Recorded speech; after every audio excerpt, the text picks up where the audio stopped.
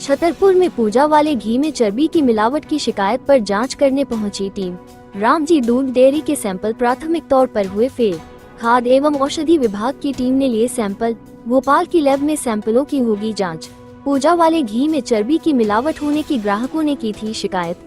सस्ते दामों पर बेचा जा रहा था घी। शहर के महोबा रोड पर स्थित है दूध डेयरी। पिछले दिनों तिरुपति बालाजी के प्रसाद में भी चर्बी के मिलावट और मछली की तेल की हुई थी पुष्टि। छतरपुर से सुनील कुशवाहा।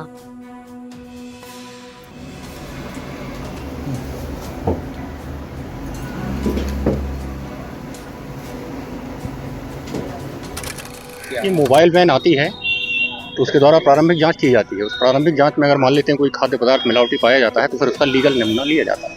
और घी के सैंपल सर फेल हुए। हाँ जी, तो वो लोग बता रहे हैं उनको आशंका है कि ऐसे चर्बी वाले मिलावटी तो ये तो जांच में सामने आएगा ना, इसलिए उसका लीगल नमूना लिया गया। संपर्क किया और वहां से हमें जानकारी प्राप्त हुई कि जो फूड टेस्टिंग के लिए जो मोबाइल वैन आती है और वो मोबाइल वैन हमारे ज़िले में इत्तेफाक से उपलब्ध थी।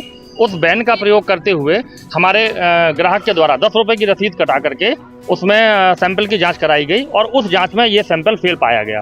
क्योंकि सैंपल फेल पाया गया तो उसके बाद जो अगली जांच होती है वो स्टेट लेवल पे होती है और उसके लिए फूड इंस्पेक्टर के द्वारा सैंपल लिया जाना अनिवार्य होता है। तो ग्राहक पंचायत ने फूड कार्यालय में जाकर के जो वहाँ के इंस्पेक्टर हैं वेद प्रकाश चौबे जी से आग्रह किया और उस आग्रह पर चौबे जी ने आकर के यहाँ पे सैंपल कलेक्ट किया है, जिसकी जांच स्टेट लेवल की जो लैब है उसमें की जाएगी। की मिलावटी की आशंका ये मैं आपको बताऊं, पूरे देश में एक ऐसा नेक्सस चलाया गया है जिसमें घी और तेल ये चर्बी के माध्यम से बनाए जा रहे हैं और इसके बारे में अगर आप जानकारी निकालेंगे तो आप लखनऊ या कानपुर के क्षेत्र में आप देखेंगे तो ये आपको बहुतायत में इस प्रकार का घी और तेल बनता हुआ मिल जाएगा जो हमारे सेहत के लिए बेहद नुकसानदायक है। जिसको तो यहाँ पर भी हुई आशंका जताई कि चर्बी वाली बिल्कुल आशंका है। अब वो पता तो चलेगा जांच होने के बाद, क्योंकि 250 रुपए में आप घी कैसे दे रहे हो? 250 रुपए में तो तेल भी मुश्किल है आज की डेट में, आप घी कैसे दे रहे हो? तो इस हिसाब से ये जांच होना चाहिए और पूरे जिले में पूरे देश में इस प्रकार की जांचें होनी चाहिए।